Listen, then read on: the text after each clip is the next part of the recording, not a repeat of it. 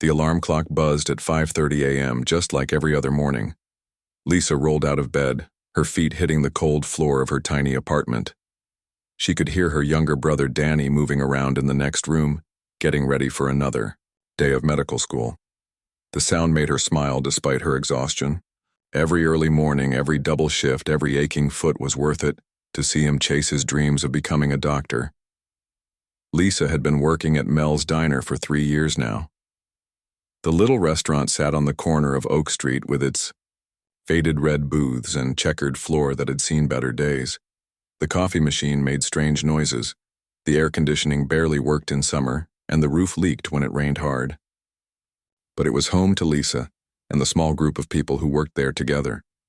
She tied her brown hair back in a ponytail and grabbed her uniform from the closet. The light blue dress with white apron wasn't glamorous, but it paid the bills. Well, most of them anyway. Between her nursing school classes and Danny's medical school fees, money was always tight. But Lisa never complained. She had learned early in life that hard work and a positive attitude could get you through almost anything. The diner was already busy when Lisa arrived at 6 a.m. Mel, the owner, was in the kitchen flipping pancakes. He was in his 70s now, and Lisa worried about him more each day. His hands shook a little when he carried heavy plates, and she often saw him rubbing his lower back after long shifts. But Mel never stopped smiling or treating his customers like family. "Morning, sunshine," Mel called out as Lisa tied her apron. "Table 6 wants their eggs over easy, and the gentleman in booth 3 has been waiting for his coffee refill."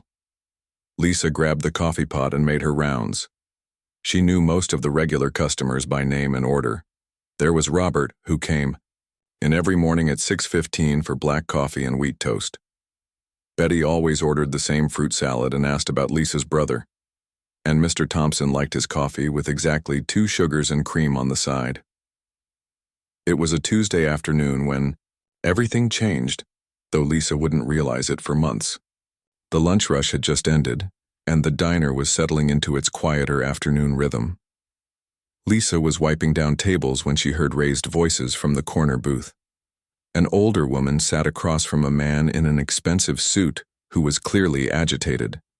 The woman, probably in her 80s, had ordered just a cup of tea and a small soup. The man was pointing at her and speaking loudly about how she was taking up space and should leave if she wasn't going to order a real meal. "Excuse me, you can't talk to her like that," Lisa said, walking over to the table. Her voice was calm but firm. "Mrs. Patterson is a valued customer here." The man turned to Lisa with an annoyed expression. "Look, waitress, this isn't your business. I'm trying to conduct a meeting and this woman is just sitting here wasting space." Lisa felt her cheeks get warm, but she kept her voice steady. "Actually, it is my business. Mrs. Patterson comes here every Tuesday for lunch. She's part of our family here. And your meeting doesn't give you the right to be rude to other customers." The man stood up, clearly not used to being challenged. "Do you know who I am?" "No, and I don't care," Lisa replied. "What I care about is treating people with respect. If you can't do that, maybe you should find somewhere else to have your meeting." Mrs. Patterson looked up at Lisa with grateful eyes. "Thank you, dear. I can move if needed." "Absolutely not," Lisa said, placing a gentle hand on the elderly woman's shoulder. "You stay right where you are. Would you like some of Mel's fresh apple pie? It's on the house." The rude customer threw money on the table and stormed out, muttering about finding a better place for business. Lisa didn't watch him leave. Instead, she sat down across from Mrs. Patterson for a moment. "You didn't have to do that," Mrs. Patterson said softly. "Yes, I did," Lisa replied. "Nobody should be treated like that, especially not here." What Lisa didn't notice was the man sitting alone in booth 7, watching the entire scene unfold. He had been coming to the diner for a few weeks now, always ordering the same thing, black coffee and a slice of apple pie. He usually kept to himself, reading papers or making quiet phone calls. But today, he couldn't take his eyes off the young waitress who had just stood up to someone twice her size without hesitation. The man's name was Alex, and he was worth more money than most people could imagine. His company had started in his garage 15 years ago and was now one of the biggest technology firms in the country. He owned houses in 3 different cities, drove cars that cost more than most people's homes, and could buy almost anything he wanted. But watching Lisa defend Mrs. Patterson, Alex realized he had never seen anything more valuable than the kindness and courage this young woman had just displayed. He had been around wealthy, powerful people his entire adult life, but none of them had the genuine warmth that seemed to radiate from this waitress in a small-town diner. Alex had discovered Mel's diner by accident 6 months ago. His driver had taken a wrong turn while rushing to a business meeting across town. Alex was frustrated and hungry when they pulled up to the little restaurant. He almost told his driver to keep going and find somewhere more upscale, but something about the cozy look of the place made him curious.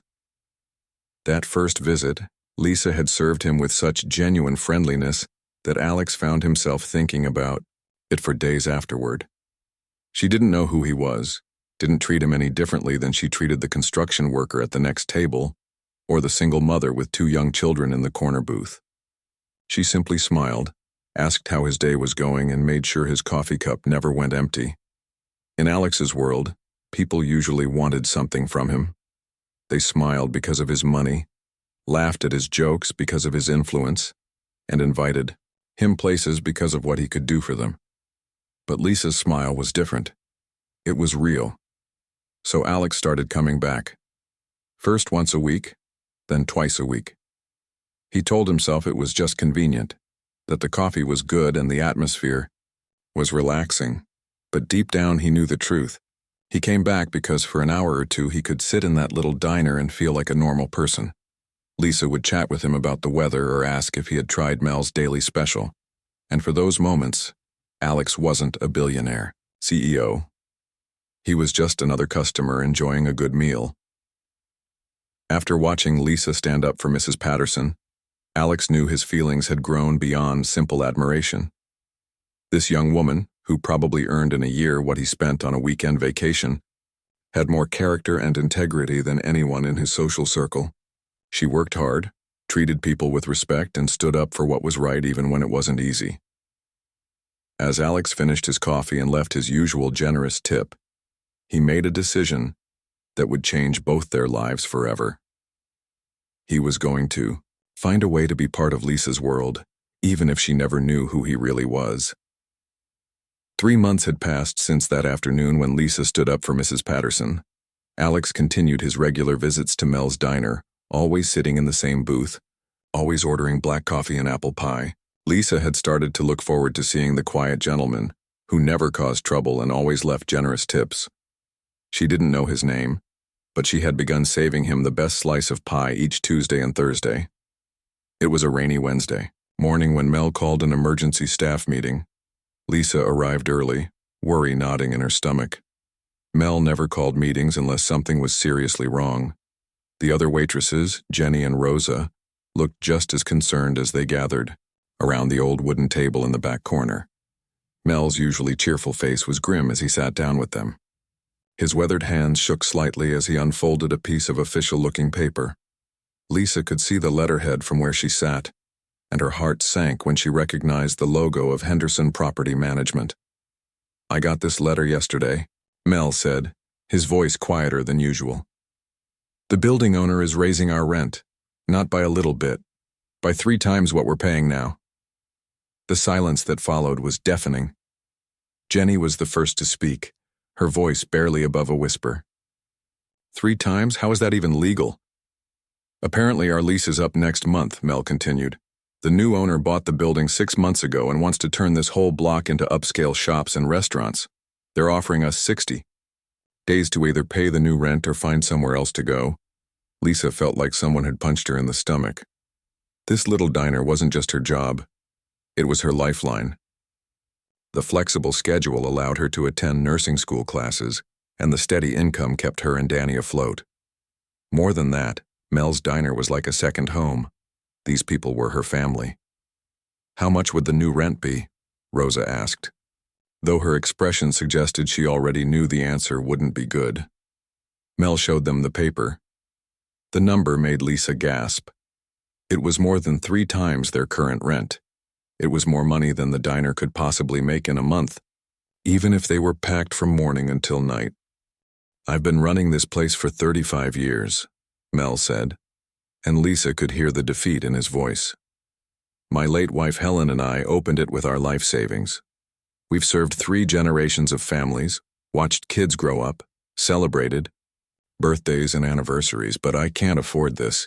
Even if I used every penny of my retirement savings, it wouldn't be enough. Lisa's mind raced.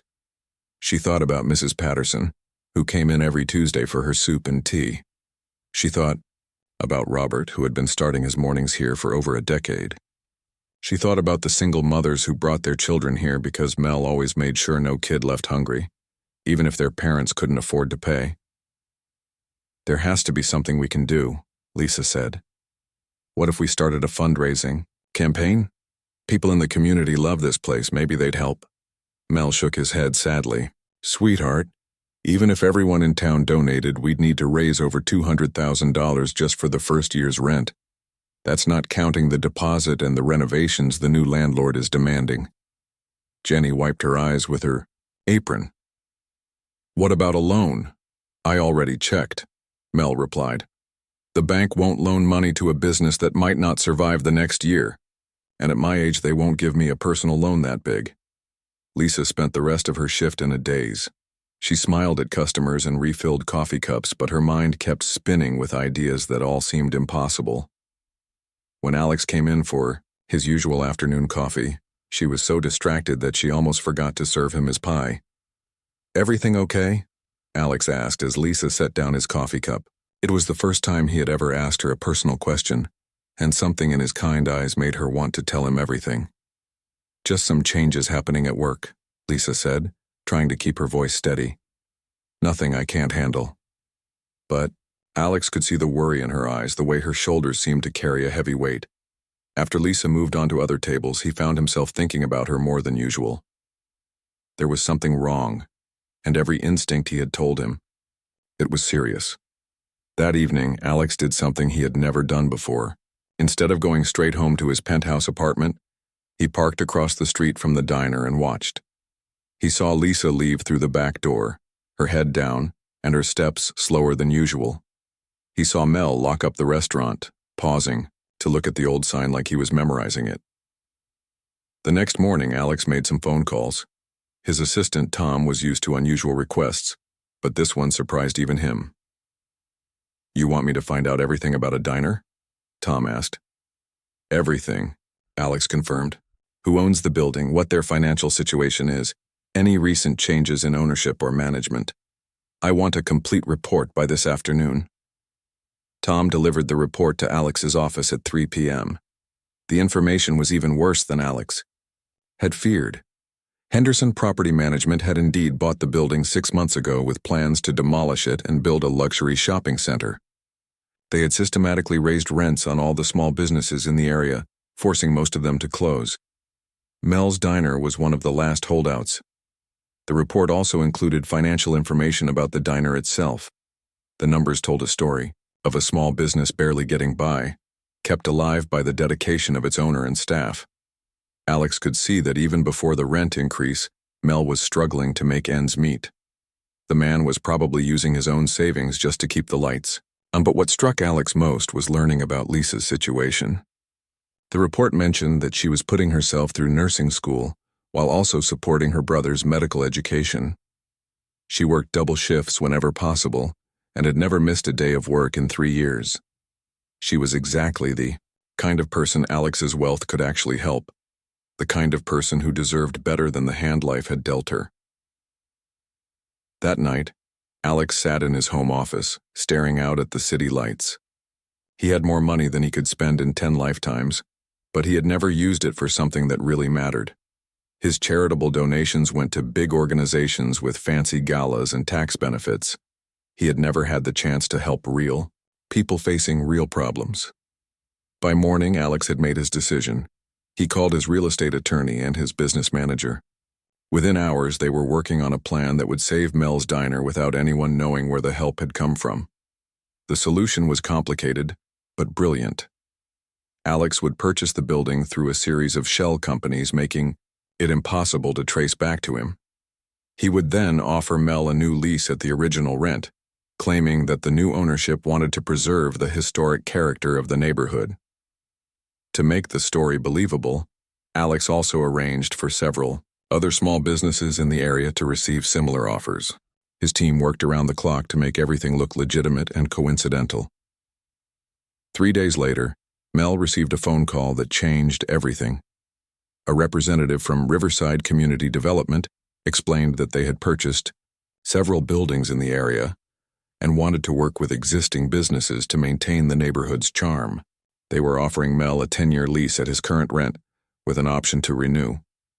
When Mel shared the news with his staff, Lisa cried tears of joy. She hugged the old man tight, feeling like they had all been given a second chance. As she served Alex his coffee that afternoon, her smile was brighter than he had ever seen it. Alex sipped his coffee and watched Lisa laugh with the other customers, knowing that his money had finally been used for something truly important. He had saved more than just a diner. He had preserved a community gathering place and secured the future of people who deserved happiness. For the first time in years, Alex felt like his wealth had real purpose.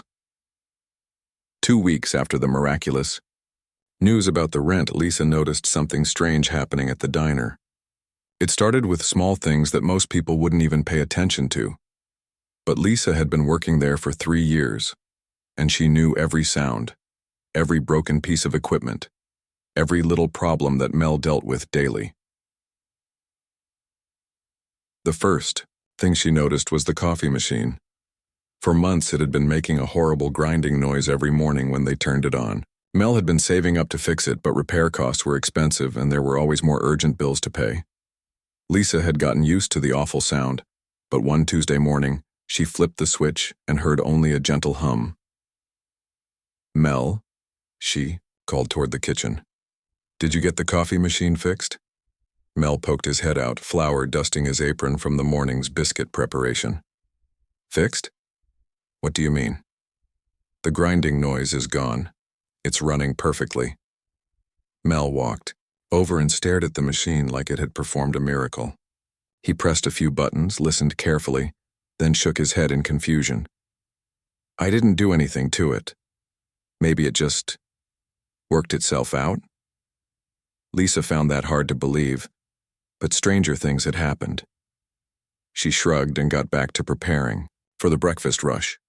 But over the next few days, more mysterious improvements appeared. The flickering light above booth 3, which had been driving customers crazy for months, suddenly worked perfectly. The wobbly table by the window was somehow stable again. Even the front door, which had been sticking badly in the humid weather, opened and closed smoothly. "It's like we have a guardian angel," Jenny said one afternoon as she wiped down tables. "Everything that was broken is fixing itself." Rosa laughed. "Maybe the building is just happy to have new owners who care about it." But Lisa was starting to feel suspicious. These weren't the kinds of problems that fixed themselves. Someone had to be helping them, but who? And why were they being so secretive about it? Her suspicions grew stronger when she arrived at work one Monday morning to find Mel standing in front of a brand new air conditioning unit. The old system had barely worked, leaving the diner uncomfortably hot during summer afternoons. Customers would complain, and Lisa had spent countless hours refilling ice water and apologizing for the temperature. "Where did this come from?" Lisa asked, pointing at the sleek new unit humming quietly on the wall. Mel held up a work order. "City maintenance crew was here when I arrived this morning. Said there was a recall on our old unit due to safety issues. They replaced it for free and said the new one is guaranteed for 10 years. Lisa read the work order, but something felt off. She had never heard of the city replacing appliances for free, especially not with top-of-the-line models. When she called the number on the work order later that day, a pleasant woman answered and confirmed the recall, but Lisa couldn't shake the feeling that the whole thing was too convenient. Meanwhile, Alex was carefully orchestrating each improvement from behind the scenes. He had hired a team of professionals to monitor the diner and fix problems as they arose, all while making it look completely natural. His assistant Tom had become an expert at creating believable cover stories for each repair. "The coffee machine was trickier than expected," Tom reported during one of their weekly meetings. We had to wait until the diner was closed and work quickly to replace the internal mechanisms without changing the external appearance. Alex nodded, pleased with the progress. What about the air conditioning? Perfect timing. There actually was a recall on that model last year, just not in this area. We expanded the recall zone and handled everything through a legitimate HVAC company. Mel will never suspect anything. But Alex's favorite part of the whole operation wasn't the big repairs. It was the small personal touches that he hoped would make Lisa's daily work a little easier. He had noticed that she always carried a small notebook to write down orders, and the pen she used was cheap and often stopped working. So he arranged for a local office supply company to accidentally deliver a box of high-quality pens to the diner, claiming it was a mistake they couldn't take back. He saw that Lisa's uniform shoes were worn down and probably uncomfortable after long shifts. A week later, a shoe company representative visited the diner, explaining that they were doing a promotion for restaurant workers and offering free comfortable work shoes to all the staff. Alex even paid attention to Lisa's interactions with customers. He noticed that she always seemed happiest when she could give people a little extra, an extra dinner roll, a larger slice of pie, or a free refill on coffee, so he arranged for the diner's suppliers to accidentally deliver more food than ordered, with bills that were mysteriously smaller than expected. During his regular visits, Alex watched Lisa's reactions to each improvement. Her smile grew brighter each day, and she seemed less tired despite working the same long hours. She moved through the diner with renewed energy, clearly relieved that things were finally going right for Mel and the business. One Thursday afternoon, as Alex sat in his usual booth, Lisa approached with his coffee and pie. But instead of just setting them down and moving on, she lingered for a moment. "Can I ask you something?" she said, glancing around to make sure no other customers needed attention. Alex's heart skipped a beat. Had she figured out who he was? "Of course. You've been coming here for months now, and I don't even know your name. I mean, you don't have to tell me if you don't want to, but I feel rude not knowing what to call you." Alex felt relief wash over him. "It's Alex," he said, which was true even if it wasn't his full story. "I'm Lisa," she replied with that genuine smile that had first captured his attention. "I just wanted to say thank you for being such a great customer. With everything that's been happening lately, almost losing the diner, then all these amazing improvements, it's nice to have some consistency. You're always so kind and patient." "Thank you," Alex said, meaning it more than she could possibly know. "This place has become very important to me." Lisa nodded. "I can tell. The way you always look so peaceful when you're here. Like this is your escape from whatever stress you deal with outside." She had no idea how accurate that observation was. In his regular life, Alex was constantly surrounded by people who wanted things from him. Every conversation was a negotiation. Every relationship was strategic. But here, in this simple diner, he could just be a customer enjoying good food and genuine human kindness. After Lisa moved on to other tables, Alex reflected on how much his life had changed since he started coming to the diner. He still ran his company, still made business decisions worth millions of dollars, still attended important meetings and social events, but none of those things felt as meaningful as making sure Lisa's workplace was a little bit better each day. He had started leaving larger tips, not enough to seem suspicious, but enough to make a real difference in Lisa's income. He had also begun forgetting items at the diner, expensive pens, leather notebooks, even a nice umbrella during a rainy week. Lisa always tried to return them, and Alex always insisted she keep them, claiming he had plenty of others. What Alex didn't realize was that Lisa had started looking forward to his visits for reasons beyond his generosity. She found herself saving the best slice of pie for him, making sure his coffee was always fresh, and even timing her breaks so she could chat with him when the diner wasn't busy. There was something calming about Alex that Lisa couldn't quite identify. He listened when she talked, asked thoughtful questions about her nursing school classes, and seemed genuinely interested in her dreams of helping sick children. He never made her feel like just a waitress serving him food. As the weeks passed, both Lisa and Alex found themselves caught up in a routine that neither wanted to end. She looked forward to Tuesdays and Thursdays, And he found himself thinking about the diner even when he was in important business meetings. Neither of them realized that their simple friendship was about to become much more complicated. It was a busy Friday afternoon when everything started to unravel. Lisa was rushing between tables, balancing plates and refilling coffee cups, when she noticed her best friend Jenny staring at something with wide eyes. Jenny was sitting at the counter. During her break, a magazine spread open in front of her. "Lisa, you need to see this," Jenny whispered urgently, motioning her over. "I'm kind of busy right now," Lisa replied, carrying a tray of dishes toward table 5. "Can it wait?" But Jenny's expression was so serious that Lisa paused. Her friend looked like she had seen a ghost. Jenny held up the magazine. It was a business publication that someone had left behind earlier. "Look at page 12, Jenny said, her voice barely audible. Lisa glanced around the diner. The afternoon rush was slowing down and Rosa could handle the remaining customers for a few minutes. She set down her tray and looked at the magazine page Jenny was pointing to.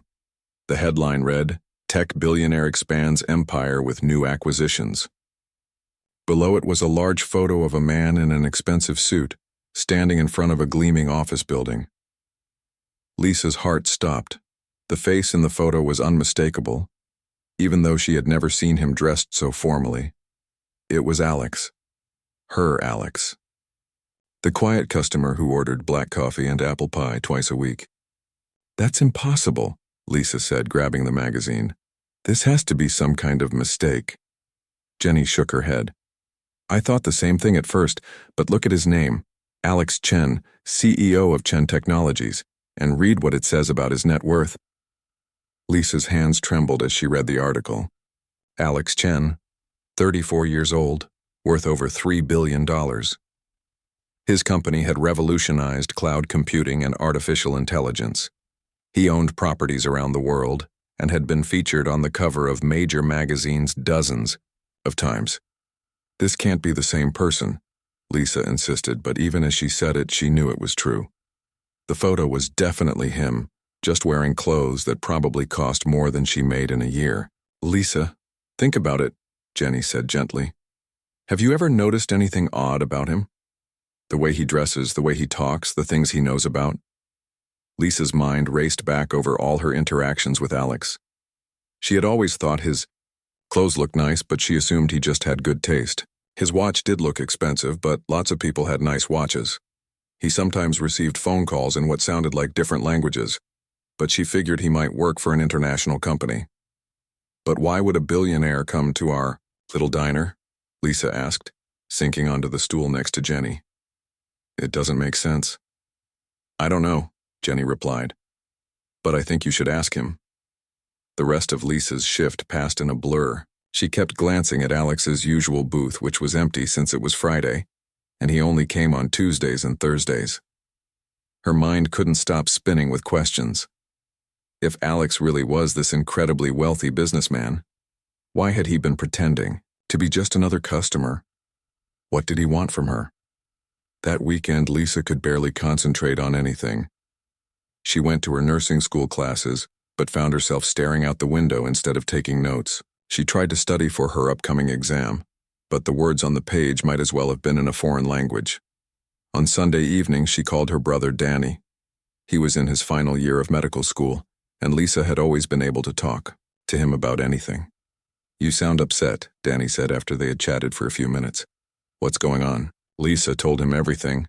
About Alex, about the magazine article, about all the mysterious improvements at the diner. As she spoke, she realized there were even more strange coincidences than she had first thought. "Wait," Danny interrupted. "You said all these repairs started happening right after you guys almost lost the lease?" "Yeah, pretty much." "And this Alex guy has been coming to the diner for how long?" Lisa thought about it. "About 6 months. Maybe a little longer." There was silence on the other end of the phone. Then Danny spoke slowly. "Lisa, what if he's behind all of it? The lease being saved, the repairs, everything." The idea hit Lisa like a physical blow.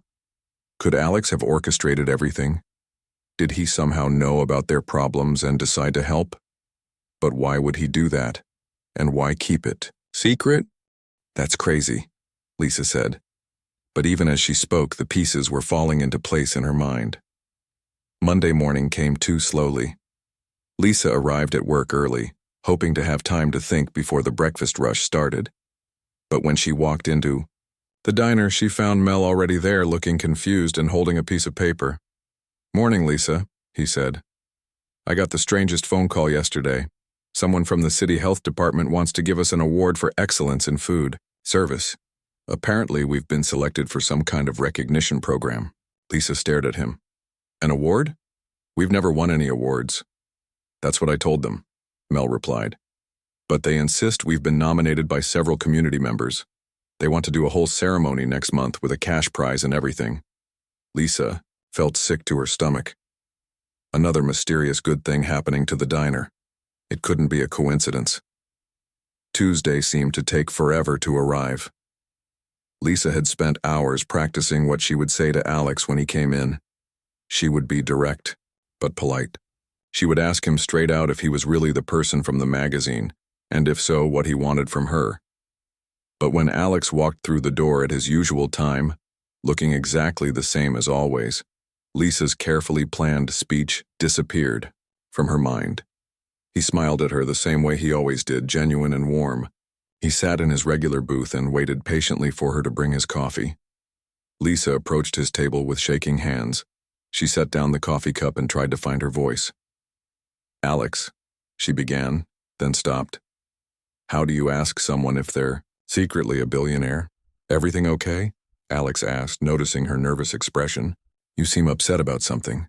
Lisa took a deep breath. "Can I ask you something personal?" "Of course." She pulled the business magazine from her apron pocket and placed it on the table, open to the article about him. Alex's face went completely white. "Is this you?" Lisa asked quietly. Alex stared at the magazine for a long moment. Lisa could see a dozen emotions crossing his face: surprise, fear, sadness, and something that looked like relief. "Yes," he said finally, his voice barely above a whisper. "That's me." Lisa sat down across from him, not caring if other customers needed attention. "Why didn't you tell me?" Alex looked up at her, and she could see genuine pain in his eyes. "Because I knew this would happen. I knew that once you found out who I really am, everything would change. You'd start treating me differently, or you'd think I had some ulterior motive for coming here." "Do you?" Lisa asked. "Have an ulterior motive?" Alex was quiet for so long that Lisa wondered if he was going to answer. When he finally spoke, his voice was soft and honest. "At first, no, I just stumbled into this place by accident and found that I liked it here. But then I got to know you, and I saw how hard you work, how kind you are to everyone. And yes, I started wanting to help. I wanted to make sure this place stayed open so you could keep your job. I wanted to make your life a little easier in whatever small ways I could." Lisa felt tears forming in her eyes. The lease being saved, all the repairs, the mysterious donations. That was all you, wasn't it? Alex nodded, looking ashamed. "I never meant to deceive you. I just wanted to help without making it complicated." Lisa stood up abruptly, her emotions overwhelming her. Part of her was grateful, part of her felt betrayed, and part of her was confused about what any of it meant.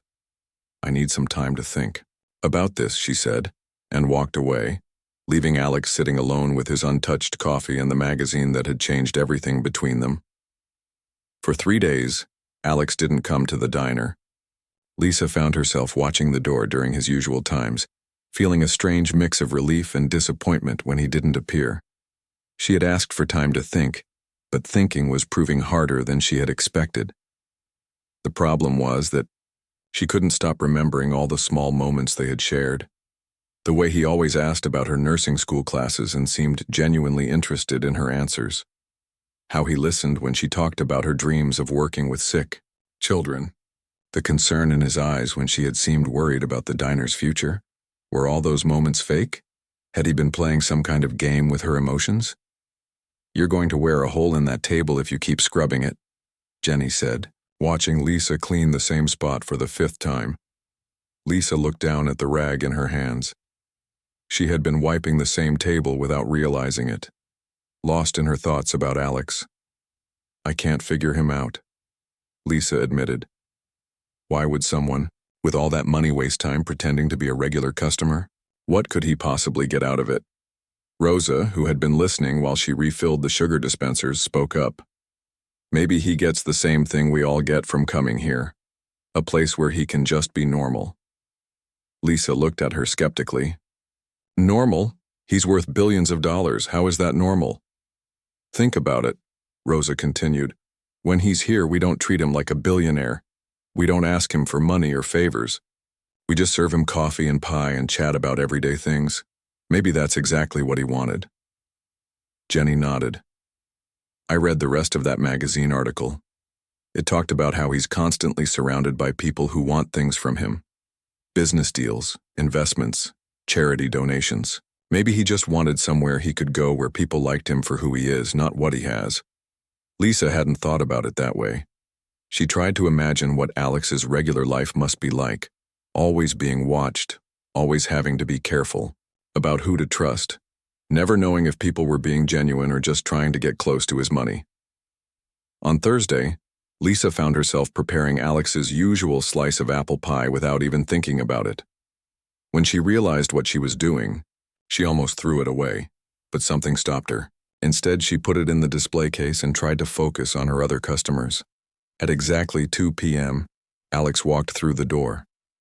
He looked nervous and tired, like he hadn't been sleeping well. He hesitated at the entrance, as if he wasn't sure. He was welcome.